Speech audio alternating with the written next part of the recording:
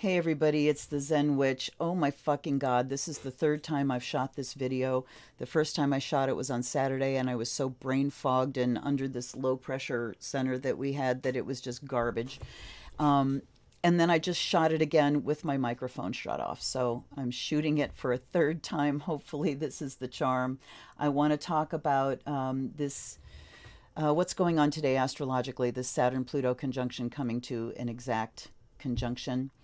So I want to call your attention to up here in what's the 10th house. And this chart is um, like what's happening now in Eastern time zone. Ignore the houses because they're going to be different wherever you are on the planet.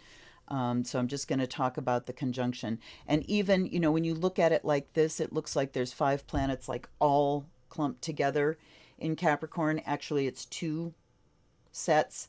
Um, there's the Sun, Mercury, Jupiter thing that's over here, and then there's the Saturn, Pluto thing. Sun, Mercury, Jupiter is no longer a stellium. It's just adding to the Capricorny energy that's going on right now. So I want to focus on this Saturn, Pluto conjunction. If you've been watching any astrological things, you've been hearing about this.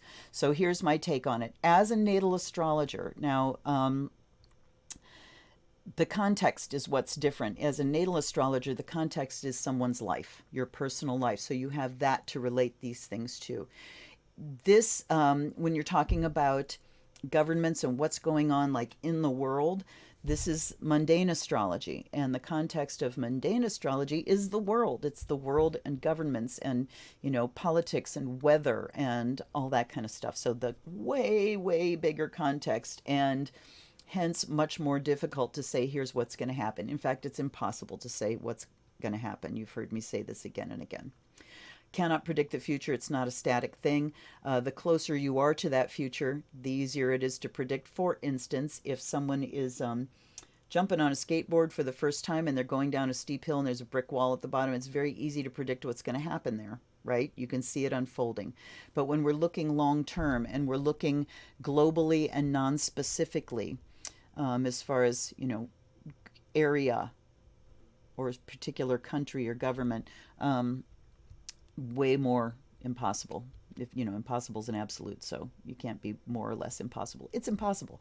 So anyway, here's my take on this Saturn-Pluto conjunction. First of all, Saturn rules Capricorn, and it's in Capricorn, so its energies are pure.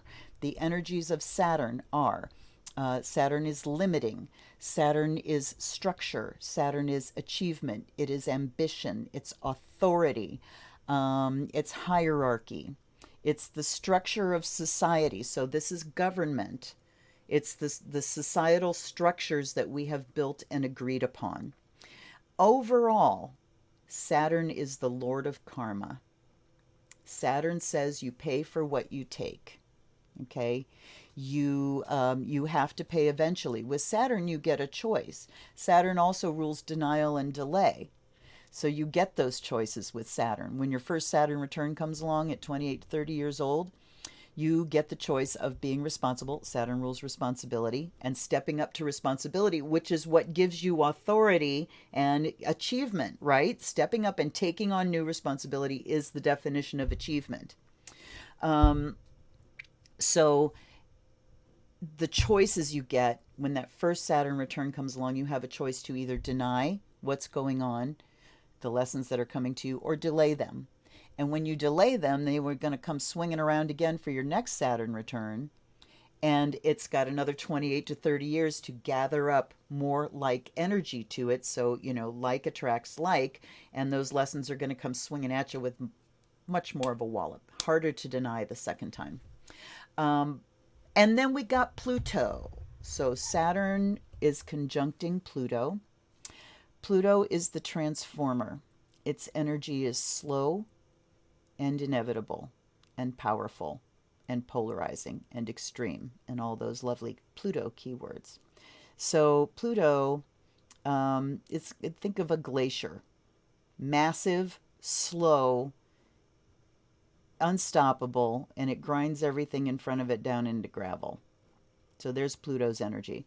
So we have the Lord of Karma and the Transformer together.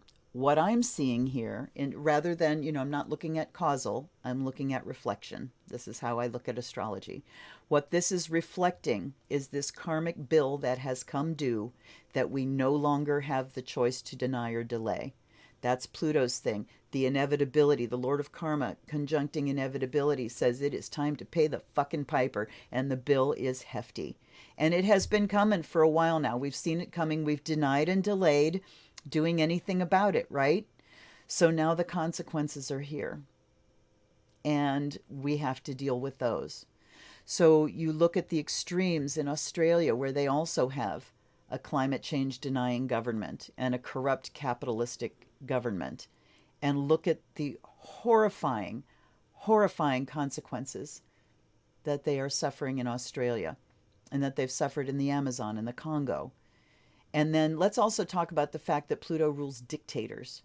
So Saturn would be like, duly elected people that have worked their way up. This is climbing that ladder. Saturn in Capricorn is climbing the ladder. Coming up against Pluto, which is absolute power. And what's the old saying? Power corrupts. Absolute power corrupts absolutely. So there's someone sitting in our White House who thinks he's a dictator. He's not, but he thinks he is, and he's behaving like one. And we look at the people in the Senate, Graham and McConnell, saying, we're just going to do it by our own rules. And if the rules are set up, the rules that we swore an oath to follow, if those rules are set up so we're going to lose, we're just going to change those rules. So we've got little Hitlers in the Senate too. And now, the awful price is coming due. What's that going to look like? I don't fucking know. I mean, we see what it looks like now. We see the extremes going on.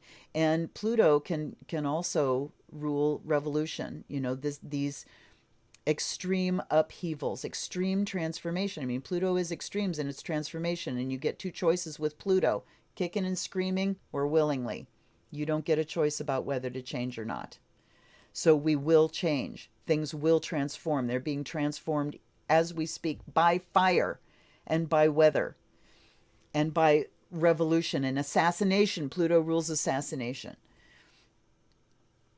So, and I understand, I did not do research on this. I'm so sorry, you guys. But I understand that the Pluto-Saturn conjunction was in place when Archduke Franz Ferdinand was assassinated, and that brought on World War I. So I would hope to think that there are far more enlightened people on the planet now, and I want to remind you all that we are in the majority.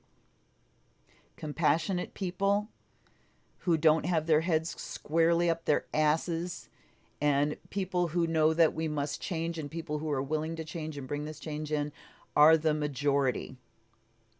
The enlightened are the majority. It's just that the unenlightened are louder and they have more money. So that's where we're at. Let's also talk about Uranus being in Taurus now, and then all this stuff happening in Capricorn. Things are in practical terms now. We're not talking about philosophies and intellectual discussions. Now it is down to practical terms. Shit is happening. Fires literally have to be put out now. We're in the literal sense when things are in earth signs. So, so that's where we're at. And I want to throw this out too. Take care of yourselves. Keep your sanity. Meditate every damn day. Everybody meditate every day. Slap those headphones on. Do a Kelly Howell. Sit and look at the woods for 5 minutes. Look at a candle. Breathe. Do yoga. Something. Meditate every day so that you're taking care of yourself, so that you can stay present during these critical times, during the crises that are happening and the crises that are coming. And there's been a video going around. I think it's Iroquois Algonquin grandmothers have sent out a water song, a water healing song. I will put a link down below. I think it's actually Water Healing Song. Or watersong.org. I'm not sure, but I'll put a link down below for you. And they're telling me that I need to sing it to you, and that terrifies me, but I'm going to sing it to you. So this goes out, and I'm singing this to you with the intention that everywhere it reaches, that the healing vibes happen. Right? Learn this song, sing it too. Nibi wabo endayen akimiskwi nibi wabo heya heya heya hey heya heya heya ho. So take that, look it up, sing it. I'll put a link down below. Our Earth is in trouble. We're in trouble, you guys. Sorry. I feel it. I feel her pain. I hear her cries. And I'm going to go sing that song some more now. I just sang it this morning. Sing it to the four directions. Sing it to the rain, to the ocean, to the lakes, to the rivers, to the streams, to the springs, to the wells. And also on this day, the state that I live in has approved using fracking water on our streets for snow. And it's radioactive. So we won't need streetlights anymore because the roads will be glowing. There's a positive for you. Anyway, thank you so much for listening. Hang in there, everybody.